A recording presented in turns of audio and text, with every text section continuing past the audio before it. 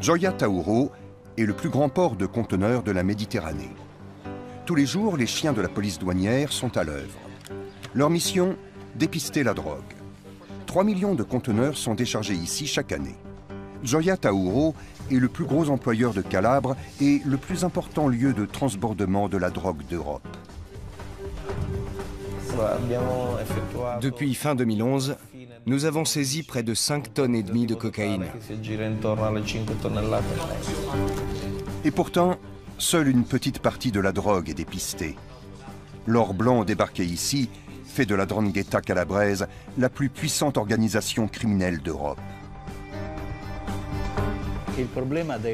L'objectif des chefs de la 'Ndrangheta n'est pas de s'enrichir davantage, mais de justifier l'argent qu'ils ont déjà. De pouvoir faire sortir à la lumière du jour la fortune qu'ils ont amassée.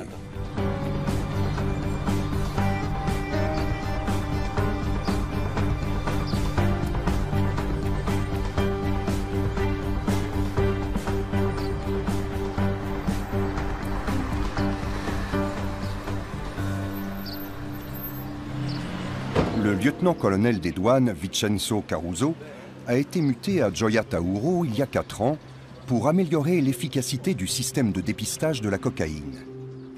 Mission accomplie. Toutefois, il sait que les contrôles actuels permettent d'intercepter tout au plus 10% de la drogue qui afflue sur le marché européen en transitant par ce port. Pour la 'Ndrangheta, le port de Gioia Tauro a une importance stratégique, car il est situé sur son territoire. Les Ndranghétistes jouent pour ainsi dire à domicile ici. Et ils ont plus de facilité à infiltrer la zone portuaire pour contrôler les mouvements de la cocaïne.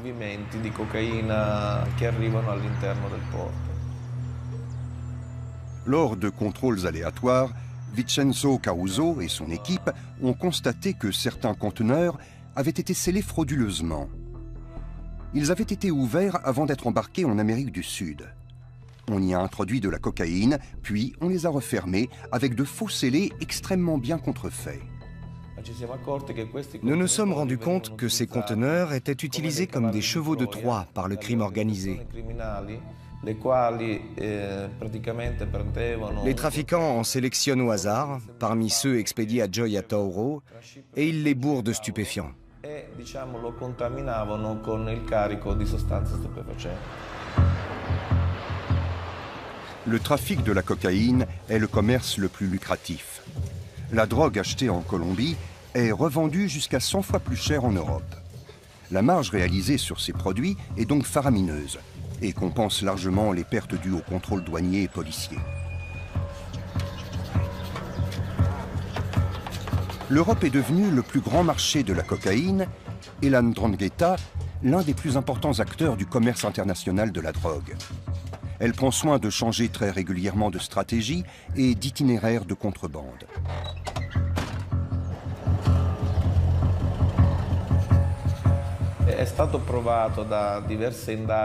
Récemment, il a été prouvé grâce à des enquêtes réalisées par la police des douanes qu'une partie des employés du port appartenaient à des organisations criminelles.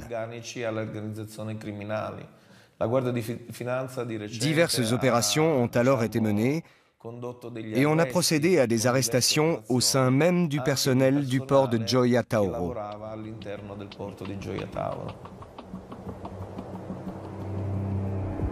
La 'Ndrangheta était déjà l'organisation mafieuse la plus puissante de Calabre, bien avant la construction du port à la fin des années 80. Divisée en 160 clans, elle règne sur le sud de l'Italie depuis plus de 80 ans. D'origine rurale, cette mafia régionale s'est d'abord enrichie par le biais du racket, des enlèvements et des projets de construction douteux. Le trafic de cocaïne a fait d'elle un géant du crime opérant à l'échelle mondiale, avec 6000 membres et un chiffre d'affaires annuel estimé à plus de 50 milliards d'euros. Le journaliste Michele Albanese, originaire de Gioia Tauro, a eu le courage de parler des sombres affaires de la 'Ndrangheta. Il a révélé l'implication de l'un de ses clans les plus redoutables dans des affaires suspectes. Depuis, il figure sur la liste noire de la mafia et ne peut plus sortir de chez lui sans garde du corps.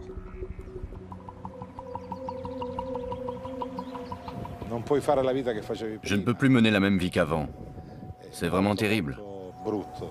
Mon quotidien a changé du tout au tout. Je ne suis plus un homme libre. Je ne peux plus sortir tout seul. Quand je veux quitter la maison, je dois appeler la police qui vient me chercher avec une voiture blindée et m'accompagne partout où je dois aller. Vous comprenez bien qu'obliger un journaliste à vivre de la sorte, c'est comme couper les ailes à un oiseau.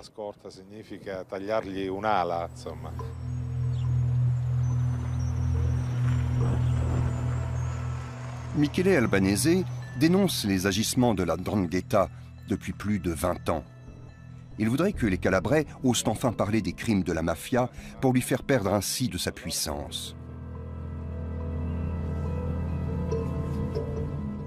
La 'Ndrangheta freine le développement économique, car lorsqu'une entreprise veut s'implanter dans le coin, les hommes de la mafia lui tombent immédiatement dessus pour lui demander le pizzo, des pots de vin, bref, lui extorquer de l'argent. C'est assez dissuasif. La mafia prélève sa part sur tous les investissements, ou presque, en Calabre. Par exemple, chaque kilomètre de l'A3, situé sur son territoire, lui a rapporté des millions d'euros. Une autoroute dont la construction n'en finit pas, entravée depuis des décennies par des manœuvres mafieuses. La 'Ndrangheta a investi une partie de ses gains illicites dans des projets de construction douteux. Cette vidéo de sources policières montre les investissements immobiliers des clans Morabito et Aquino. On estime à 420 millions d'euros la valeur totale des biens mis sous séquestre en 2013. En 2012, le conseil municipal de Reggio, chef-lieu de la Calabre, a été dissous du fait de sa trop grande proximité avec la mafia. L'administration de cette ville de 200 000 habitants a été confiée à 3 préfets désignés par Rome dans le but d'endiguer l'influence de la 'Ndrangheta. Le palais de justice de Reggio ressemble à une forteresse. Des mesures de sécurité massives sont requises afin d'assurer la protection des procureurs et des juges. Pour rencontrer le plus grand chasseur de mafieux calabrais, nous devons passer plusieurs contrôles de sécurité et traverser un labyrinthe de bureaux.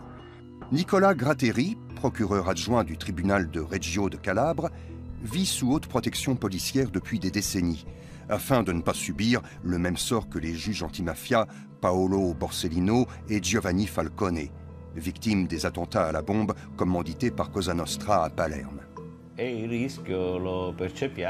Nous sommes informés des risques que nous courons par les repentis très rares qui acceptent de témoigner contre leurs complices. On m'a fait écouter des conversations enregistrées clandestinement où il était question de la façon dont on allait me tuer.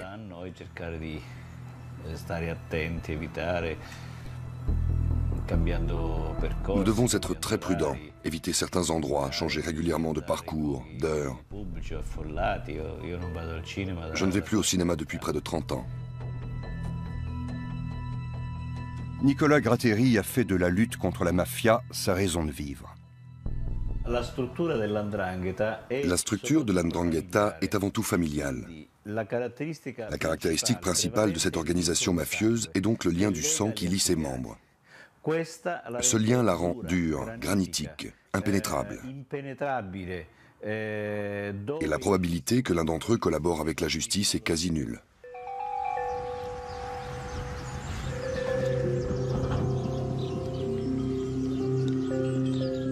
De nombreux clans de la 'Ndrangheta vivent dans l'Aspromonte, un massif montagneux situé à la pointe de la botte italienne.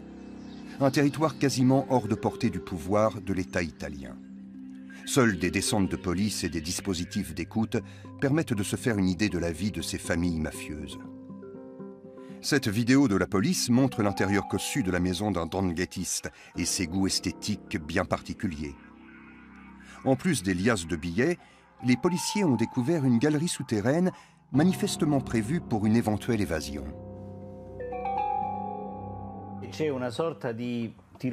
Pour intégrer la 'Ndrangheta, il faut d'abord effectuer une sorte de stage.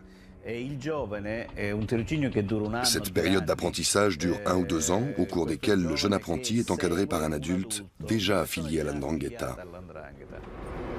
Cette vidéo filmée secrètement par la police a fait sensation.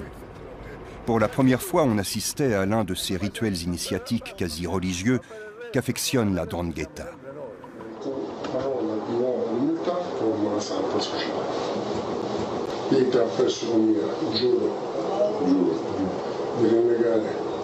Tutto fino alla 7ª generazione tutta la società criminale dell'Argentina oggi riconosciuta per salvaguardare l'onore della costa dei miei saggi fratelli. Si la personne qui a formé la jeune recrue pendant 1 an et demi s'est trompée sur son compte, si elle a cru à tort que son stagiaire avait la trempe d'un ndranghêtiste et que plus tard le nouveau membre se repentit et collabore avec la justice, elle peut le payer de sa vie, de même que la personne qui a proposé son incorporation.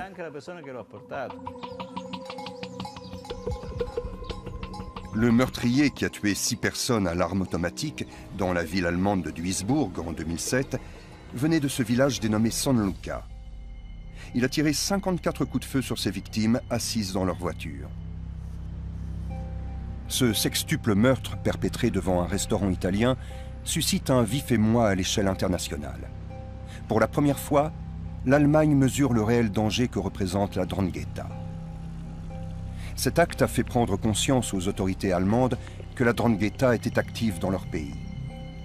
L'auteur du massacre de Duisbourg a été arrêté à Amsterdam en 2009, puis extradé vers l'Italie. La vie des gens est conditionnée par la mafia. La 'Ndrangheta représente la violence et la mort, mais aussi le consensus social, dans le sens où la 'Ndrangheta est un réel pouvoir. Alors les gens ont peur et courbent l'échine.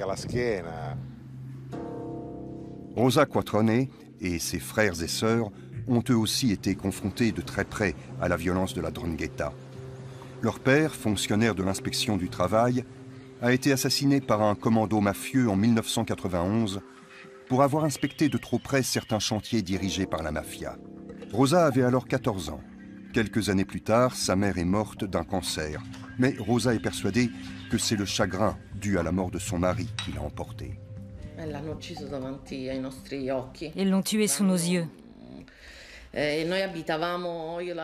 Nous habitions au Moulin Blanc, comme je l'appelle. C'était un ancien moulin à farine. Et malheureusement, c'était aussi un lieu idéal pour commettre un meurtre. Il rentrait à la maison où nous l'attendions. C'était un samedi soir et nous avions prévu de sortir. Sur le coup des 20 heures, nous avons entendu sa voiture approcher et puis des coups de feu. Nous avons assisté à son assassinat en direct.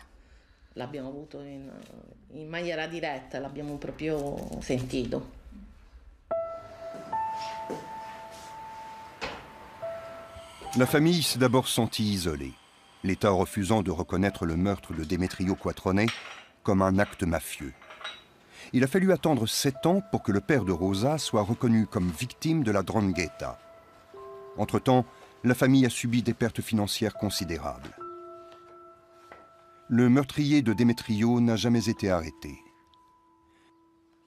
La mafia calabraise a assassiné plus de 200 innocents au cours des 25 dernières années.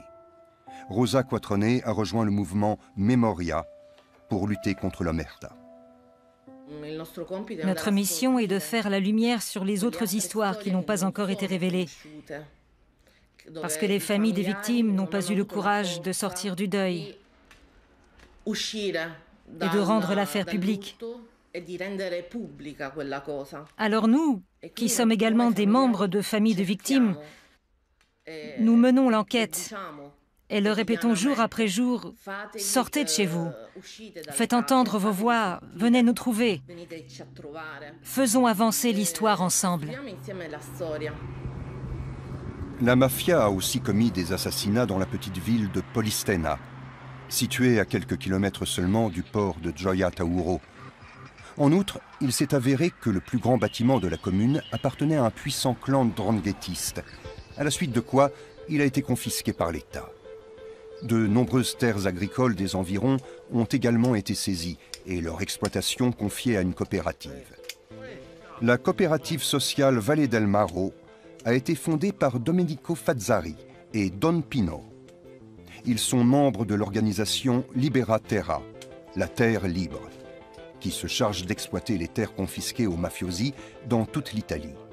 Ici, ils cultivent des agrumes et des olives sur 130 hectares.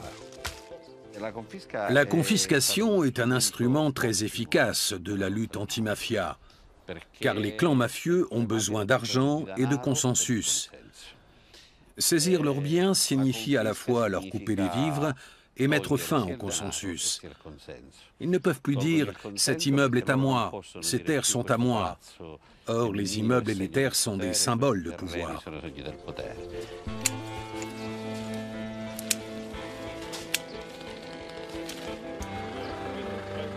La coopérative dirigée par Domenico Fazzari pratique l'agriculture biologique et vend ses produits dans toute l'Italie.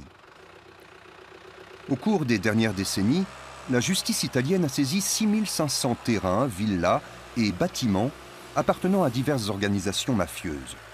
Une action d'envergure sans égale en Europe.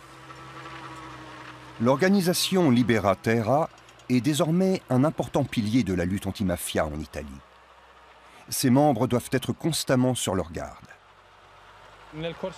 Au fil des années, plus de 10 ans ont passé. Nous avons essuyé un certain nombre d'attentats. Ils s'en sont pris à nos outils, à nos équipements. Ici, ils ont saboté les tracteurs et autres machines. Ailleurs, ils ont pillé ou incendié les exploitations. Nous sommes contraints de déplacer les machines en camion d'un terrain à l'autre en fonction des cultures.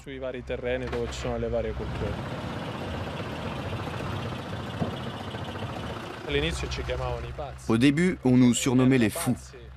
C'était fou d'exploiter les terrains confisqués, de cultiver des parcelles dans ces conditions. Aujourd'hui, on ne nous appelle plus les fous, car au cours de ces 10 années, nous avons réussi à construire quelque chose. Et nous avons donné du travail à beaucoup de monde.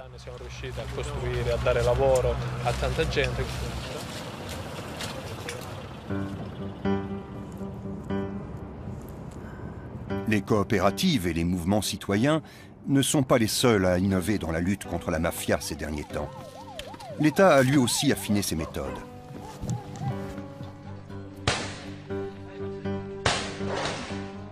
La police a effectué et filmé de nombreuses descentes et arrestations.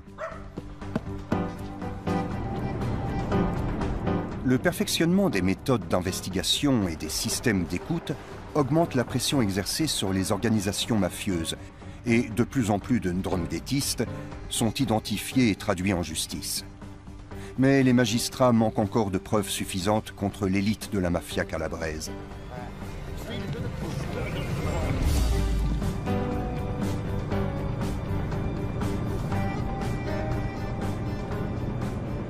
L'Ndrangheta a le quasi-monopole des importations de cocaïne en Europe. Car certains de ses membres sont installés en Amérique du Sud et font office de brokers. Ils achètent le plus de cocaïne possible pour l'avoir au prix le plus bas.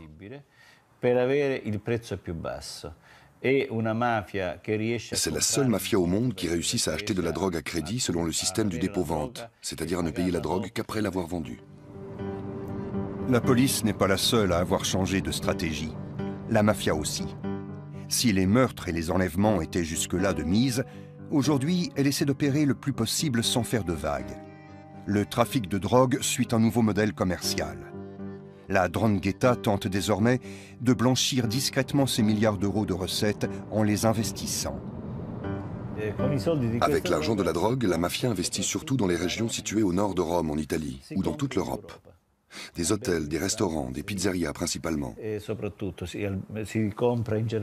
En Allemagne, en Belgique, aux Pays-Bas, en Espagne et au Portugal. La 'Ndrangheta comme la Camorra se sont illustrés dans le monde de la construction immobilière. Elles ne le font pas seulement pour gagner de l'argent, c'est aussi une question de prestige.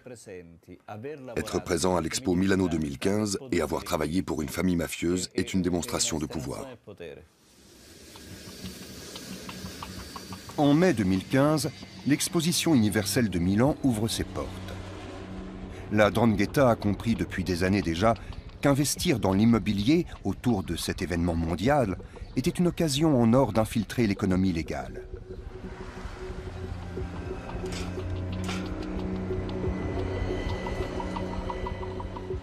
La région de Milan est l'une des plus prospères d'Europe. De nombreuses familles calabraises ont émigré vers le nord au cours des dernières décennies. La 'Ndrangheta en a profité pour s'établir dans la région, elle aussi. Elle approvisionne le marché de la drogue en cocaïne et est active sur le marché de la construction. Nando Dalla Chiesa, professeur de sociologie à l'université de Milan, étudie l'influence du crime organisé sur l'économie locale. La 'Ndrangheta est la plus puissante de toutes les organisations mafieuses. Elle se ramifie de plus en plus, notamment en Lombardie, dans le Piémont, en Ligurie et aussi de bien des façons en Émilie-Romagne. Elle a cela de particulier qu'elle est conquérante. Elle ne se contente pas de faire des affaires, elle conquiert des territoires, et autant que possible dans les régions du Nord.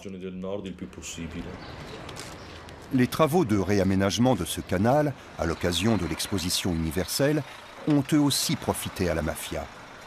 Menacés de représailles, les entrepreneurs n'ont pas eu d'autre choix que de coopérer. Le préfet de Milan a changé.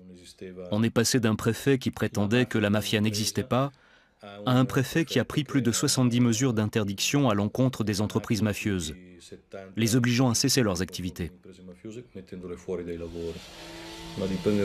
Mais la mafia est active dans de nombreux secteurs, comme celui des travaux publics, celui des travaux de terrassement et le secteur des services. Transport, restauration, nettoyage, tourisme. Tout cela, elle le fait encore aujourd'hui.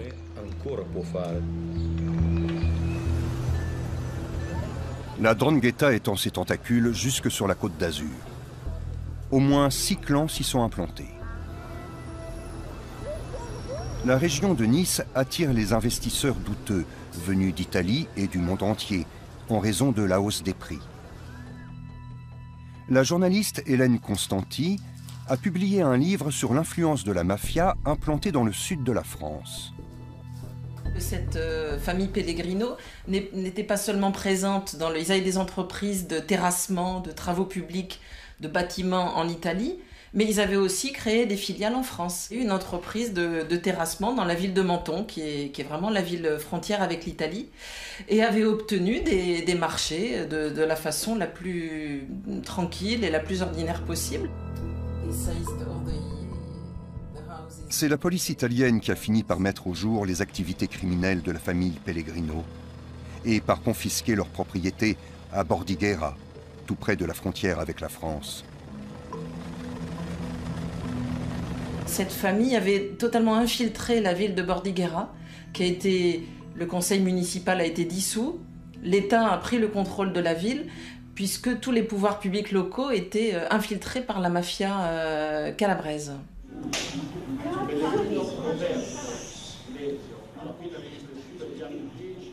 Le procès du clan Pellegrino a révélé que plusieurs membres de la famille étaient impliqués dans des affaires de corruption, de racket et de blanchiment de capitaux. De nombreux témoins ont reçu des menaces et ont refusé de témoigner contre les accusés. Malgré tout, le juge a eu assez d'éléments pour prononcer de lourdes peines de réclusion.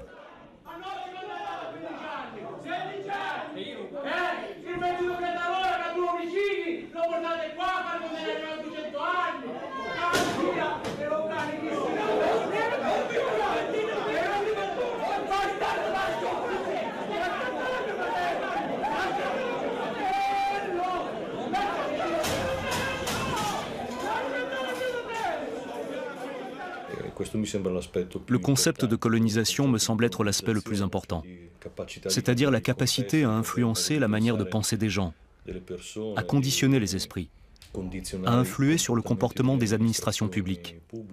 Ils vont même jusqu'à modifier la politique des territoires conquis. Le Cap Ferrat, entre Nice et Monaco, est l'un des lieux de résidence les plus chers de France. La 'Ndrangheta n'est pas la seule à y acquérir de l'immobilier avec l'argent de la drogue. Les oligarques russes investissent eux aussi des centaines de millions d'euros dans les villas les plus chères du pays. Selon les recherches menées par Hélène Constanti, de nombreuses transactions sont entachées de corruption. L'ancien sénateur-maire de Saint-Jean-Cap-Ferrat avait d'ailleurs été mis en examen. Il est mort avant que le procès puisse tenir. Il était mis en examen, ça c'est une certitude. Les perquisitions avaient permis de découvrir des centaines de milliers d'euros dans ses coffres, dans des comptes en Suisse, dont l'origine reste très mystérieuse. Alors le reste de cette affaire va être jugé bientôt à Marseille. L'achat de ces somptueuses villas s'effectue la plupart du temps par l'intermédiaire de sociétés immobilières privées. Les financiers et autres tireurs de ficelles restent généralement dans l'ombre. Sur le papier figurent souvent des fonds exotiques basés dans les Bermudes ou les îles Caïmans. Les sociétés immobilières offrent une opportunité légale d'investir et donc de blanchir des sommes colossales acquises illégalement. C'est pour dissimuler l'origine des fonds, quel est l'argent qui a servi à ça. Un notaire que j'ai rencontré à Marseille disait que les SCI, c'est des machines à laver l'argent sale. C'est vraiment des zones de non-droit, où les règles habituelles de l'urbanisme ne s'appliquent pas. Et voilà, ça permet des maquillages vraiment très très difficiles à élucider. C'est ici que travaille la cellule antimafia de la police judiciaire niçoise. Le commissaire Philippe Frison collabore fréquemment avec ses confrères italiens, qui ont des méthodes plus efficaces en matière de lutte anti-mafia. Il faut savoir que dans les enquêtes de blanchiment, ce sont des enquêtes qui durent très longtemps, qui peuvent durer très longtemps, qui peuvent mobiliser pendant un certain nombre de mois ou d'années plusieurs personnes d'un groupe, et on n'est pas sûr à la fin d'avoir un résultat. Et quand vous savez que vous ne attaquez qu'une petite partie du système, ça montre l'importance des sommes en jeu dans ces histoires de blanchiment.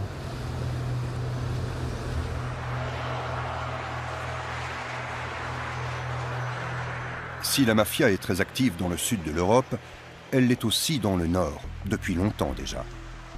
L'Allgäu, dans le sud-ouest de la Bavière, est l'un des grands fiefs de la 'Ndrangheta. Elle y a des liens historiques. Dans les années 50, beaucoup d'Italiens sont allés chercher du travail en Allemagne, et notamment dans l'Allgäu. Parmi eux, il y avait des habitants de San Luca. Ils ont durablement marqué Kempten, la principale ville de la région. Au départ, ils venaient y chercher du travail, mais beaucoup d'entre eux avaient des liens familiaux avec la 'Ndrangheta. Dans les années 80, quand la police italienne a décidé de faire véritablement la chasse aux mafieux, ceux-ci ont cherché refuge chez leurs parents installés à l'étranger. C'est ainsi que beaucoup se sont retrouvés à Kempten, où ils ont poursuivi leurs affaires. Giorgio Basile, l'un des tueurs les plus redoutés de la mafia, a 30 cadavres sur la conscience. Il a voulu se cacher dans l'Allgäu, mais a été intercepté et arrêté par la police. Acceptant de témoigner contre ses complices, le tueur a largement contribué à faire avancer la lutte contre la 'Ndrangheta. Bientôt, la police met la main sur un entrepôt de drogue maquillé en pizzeria en plein centre de Kempten. En 2009, on découvre de la cocaïne cachée dans les cartons de bananes réceptionnés par 2 supermarchés. Il y en a pour 2 millions d'euros. En février 2015, un policier est traîné devant les tribunaux de Kempten. On le soupçonne de frayer avec les narcotrafiquants. Ceux-ci avaient également essayé de faire entrer une taupe au sein des autorités municipales. Cette affaire a eu un retentissement national. Armin N., le chef de la brigade antidrogue de l'Allgäu, a été lui-même accro à la cocaïne pendant des années et maltraitait sa femme. Après un accès de violence conjugale, il a été appréhendé par la police. À la suite de son arrestation, ses collègues ont découvert 2 kilos de cocaïne planqués dans son casier au commissariat. Un trésor estimé à 160 000 euros. D'où venait la drogue? Le faisait-on chanter?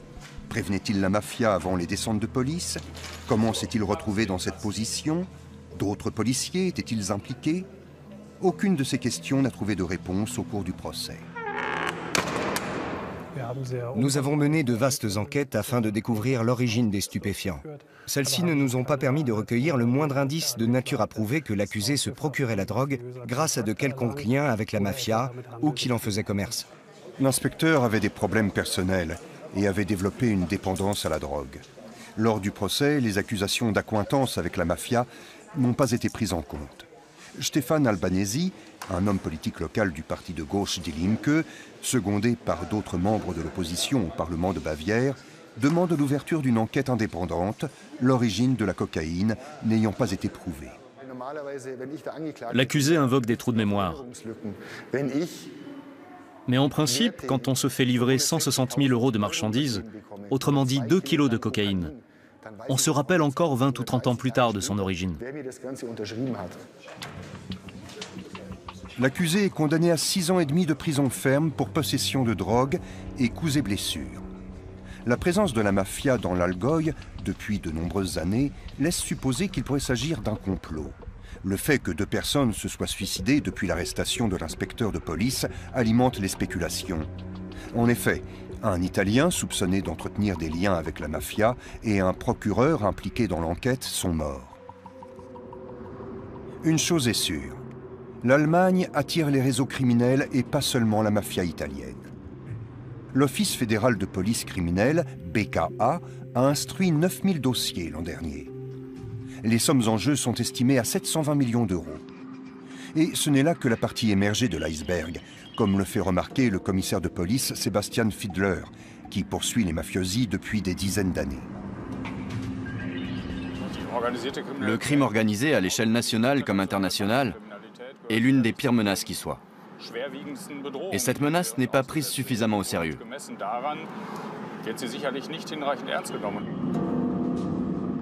Sebastian Fiedler, membre de la Fédération allemande des agents de la police judiciaire, pointe du doigt les dysfonctionnements de la législation. À l'aéroport de Francfort, les valises de billets circulent sans être interceptées. Le plus grand aéroport d'Allemagne, plaque tournante du système mondial de transport aérien, est le théâtre d'un important trafic d'argent sale. L'aéroport joue un rôle bien plus considérable qu'on ne l'imagine dans les affaires de trafic d'argent sale. Or, dans le contexte général de blanchiment de capitaux et de fraude fiscale, le trafic d'argent liquide a une importance capitale. Il fonctionne comme le trafic de stupéfiants et c'est pourquoi les contrôles doivent être pris très au sérieux. Aki est une chienne dressée pour dépister les billets de banque. Elle flaire les bagages des voyageurs pour détecter les millions que la mafia de la drogue essaie de faire passer en Allemagne. Plusieurs dizaines de chiens de détection travaillent ainsi sur les principales plaques tournantes du pays et permettent, rien qu'avec les contrôles aléatoires, de mettre la main sur au moins 100 millions d'euros chaque année. À l'intérieur de la zone euro, il est particulièrement facile de faire passer de grosses sommes, grâce notamment aux billets de 500 €. 1 million d'euros en billets de 500 ne pèse que 2 kilos. En dollars et en livres sterling, il n'y a pas de gros billets. Les chiens dressés pour traquer les billets de banque flairent un mélange d'odeurs, celle du papier, de l'encre et de l'environnement culturel. Aki a détecté quelque chose. Elle réclame sa récompense. La valise est fouillée. Elle ne contient cependant qu'une quantité dérisoire d'argent. Pas de billets de 500 € ici. Avec les billets de 500 €, on peut faire passer de gros montants dans des contenants assez petits. S'il fallait faire passer les mêmes montants en coupures de 50 ou 100 €, il faudrait plus de place. Les billets de 500 sont pour ainsi dire prédestinés au trafic d'argent sale.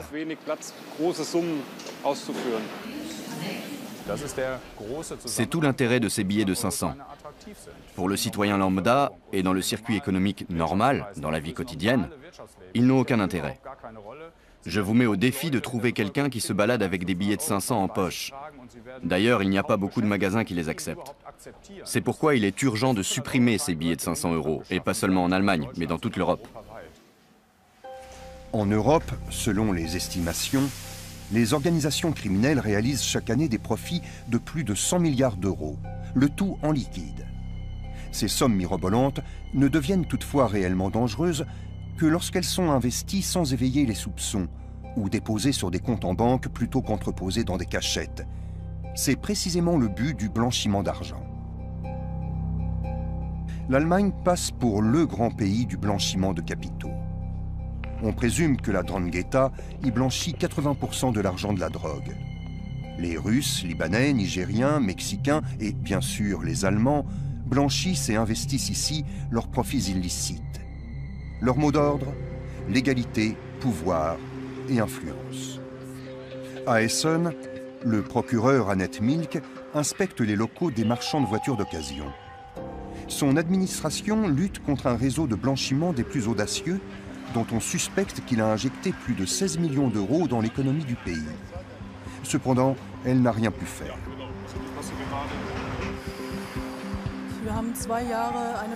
Nous avons placé quantité de téléphones sur écoute pendant 2 ans, ce qui a engendré des coûts énormes. Nous avons mené des investigations financières très onéreuses pour découvrir d'où vient l'argent et mettre la main sur les coupables, après avoir prouvé que cet argent n'avait pas été acquis légalement. Au bout du compte, le résultat a été très décevant. Ce commerce de voitures d'occasion était l'une des organisations de façade des blanchisseurs d'argent. L'adresse était connue des mafieux des 4 coins du monde, qui y voyaient un service de blanchiment sûr. Son chef, Yehia K, est germano-libanais. Le principe est simple. Les blanchisseurs achètent et vendent des voitures. Ils génèrent ainsi des dépenses et des recettes en liquide non vérifiables.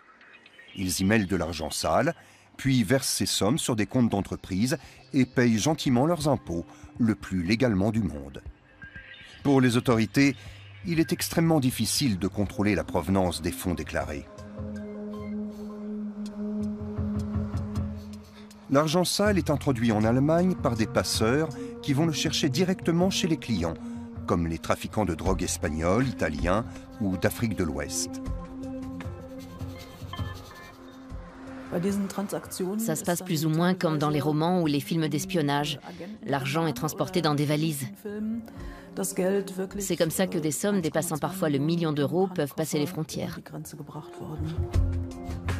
Les blanchisseurs prennent jusqu'à 15% de commission. Et le ministère public est impuissant. Ce n'est pas comme si le blanchisseur devait nous prouver qu'il a gagné son argent de façon légale. C'est précisément l'inverse.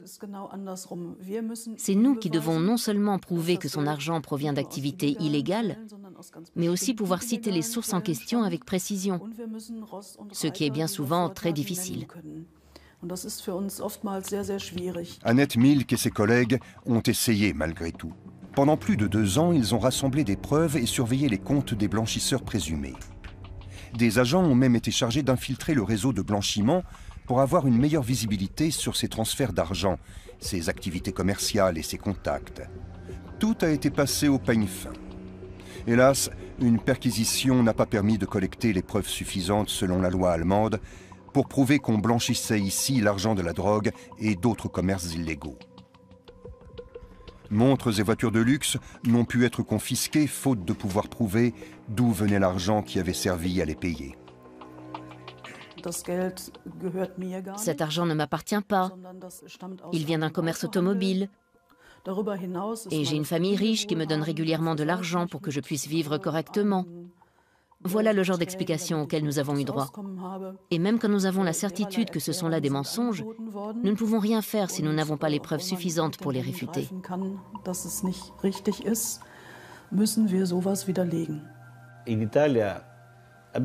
En Italie, nous avons des règles précises. Nous n'avons pas besoin d'un crime. Rien que la fréquentation de mafiosi, le fait de se comporter comme un mafioso ou d'avoir des biens d'une valeur démesurée suffit. Dès lors, nous sommes autorisés à confisquer les biens suspects. En Allemagne, le blanchisseur a pu poursuivre tranquillement son activité. L'Office fédéral de police criminelle l'avait toutefois placé sur écoute, mais en trafiquant de drogue averti, il s'exprimait en langage codé. Allô? Lui donnera-t-il 1 mètre? 1 mètre et pas mal de lire. Comme on a dit, 50, 80, 66, 12. Entendu, cher ami. Les investigateurs ont réussi à comprendre que le chef du réseau allait lui-même se déplacer à l'étranger pour réceptionner une somme conséquente. J'ai un truc à régler, je serai absent 24 heures. Qui, toi? Oui, je vais chercher 1 mètre. La justice allemande a saisi sa chance. Des agents ont suivi l'homme jusqu'à l'aéroport et l'ont vu s'enregistrer sur un vol à destination de Madrid. Ils en ont informé les polices espagnoles et françaises. Un des passeurs du réseau de blanchiment a été arrêté et inculpé en France. La justice française a ensuite demandé à la justice espagnole d'extrader le blanchisseur d'Essonne et à la justice allemande de lui envoyer les résultats de ses investigations. Et le piège s'est refermé. La police espagnole a surpris Yeyaka avec 1,2 million d'euros dans sa valise et l'a remis à la justice française qui l'a condamné à 6 ans d'emprisonnement à l'aide des conclusions d'enquête fournies par l'Allemagne. Je dois dire qu'un tribunal allemand n'aurait probablement pas condamné l'accusé sur la base de ses preuves, comme a pu le faire le tribunal français.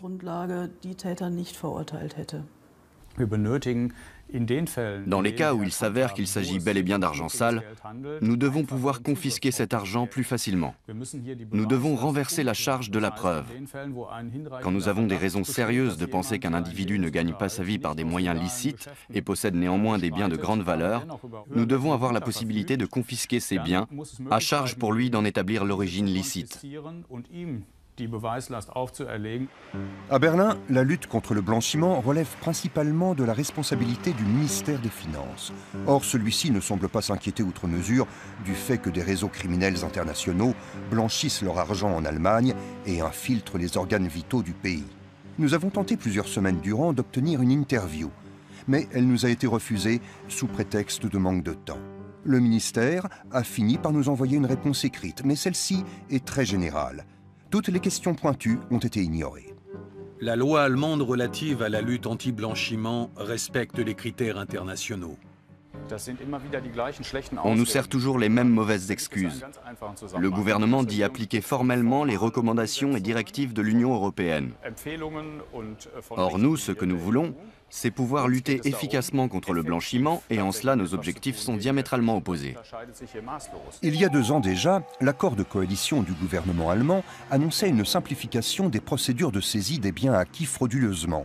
Mais aucune mesure concrète n'a été prise depuis. Le gouvernement s'était engagé auprès d'une commission de l'OCDE à rendre punissable au moins le blanchiment effectué par les trafiquants eux-mêmes, et ce d'ici 2014.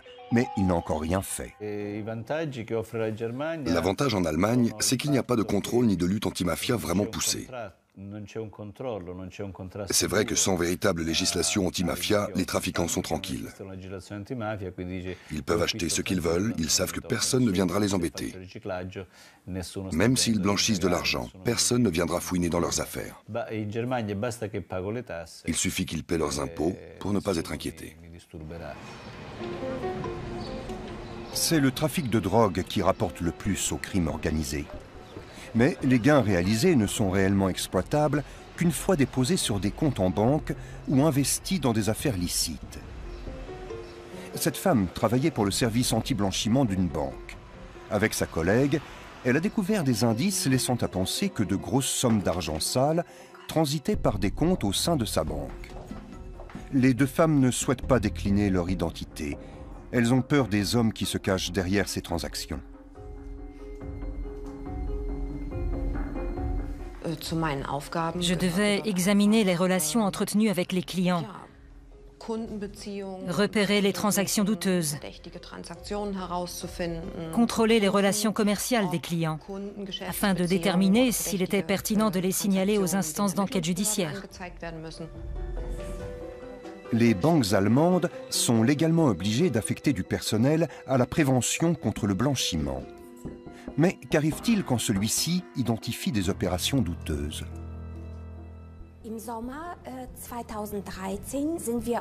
À l'été 2013, nous avons repéré une transaction qui a éveillé mes soupçons.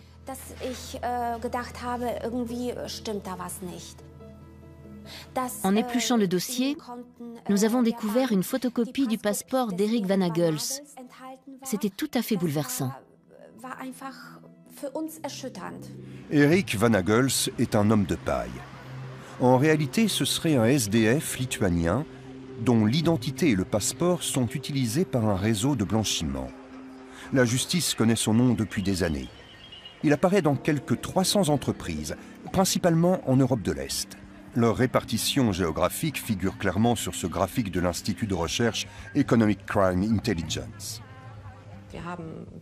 Nous avons analysé les dossiers bancaires de 7 groupes de clients. Au 26 juin 2013, nous avions trouvé dans 6 d'entre eux des indices qui suggéraient des liens avec le réseau de blanchiment de capitaux. Des noms utilisés par le réseau pour désigner des prétendus actionnaires, sociétaires, directeurs ou secrétaires de sociétés offshore. La banque sollicite un soutien pour approfondir son examen. Il sera de courte durée. On nous a interdit à plusieurs reprises de mener des recherches plus poussées. Nous avons trouvé cela étrange. Les 2 femmes ont été priées, selon leur dire, de travailler sur d'autres dossiers.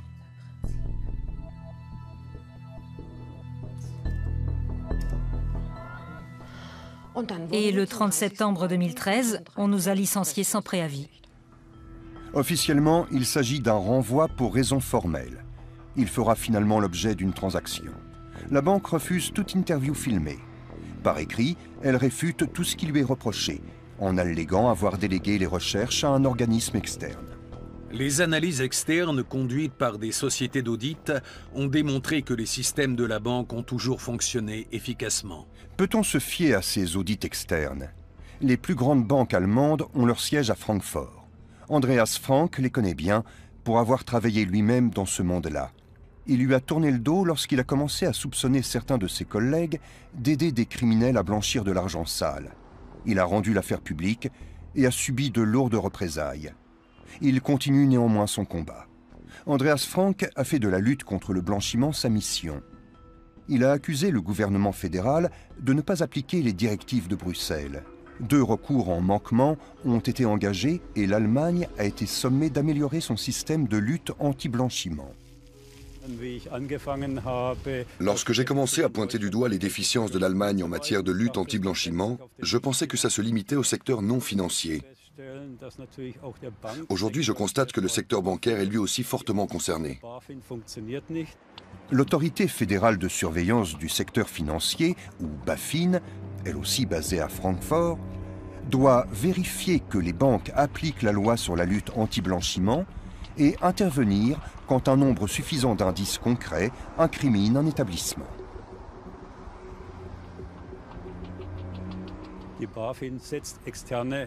La BaFin fait appel à des sociétés d'audit externes qui ont pour partie été elles-mêmes mêlées à des affaires de blanchiment par le passé et même été condamnées, du moins aux États-Unis. Dans le cas qui nous intéresse, le travail de contrôle entamé par les employés de la banque a été délégué à une société d'audit externe sur injonction de la BaFin, sans résultat concret. La plainte déposée par les 2 femmes à la suite de leur licenciement n'a pas eu plus de succès. La BaFin refuse d'aborder des affaires individuelles devant les caméras. Voici ce qu'elle nous a écrit. Les commissaires aux comptes sont tenus de déceler et de faire état de potentiels conflits d'intérêts. La BaFin n'a pas connaissance de la façon dont les contrôles sont menés au sein des établissements de crédit. Les contrôles sont donc finalement laissés à l'appréciation des banques et des sociétés d'audit. Il faut soulever la question suivante. Une société d'audit qui examine un cas particulier n'a-t-elle pas intérêt par la suite à être engagée par le même institut financier pour réviser le bilan de fin d'année? Il y a là un conflit d'intérêts manifeste. Je trouve cela tout à fait inquiétant et selon moi, la BaFin devrait employer davantage de personnel afin de pouvoir remplir elle-même le rôle qui lui incombe.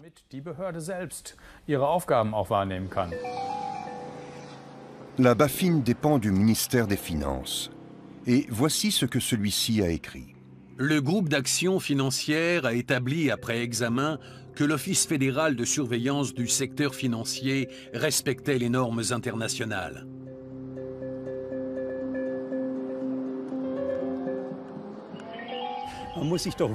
Il est tout de même étonnant qu'à l'étranger, les banques allemandes soient fréquemment condamnées pour violation des réglementations en matière de lutte anti-blanchiment ou carrément pour blanchiment de capitaux, comme ça a été récemment le cas de la Commerzbank, alors qu'en Allemagne, on ne dépiste soi-disant jamais rien de douteux.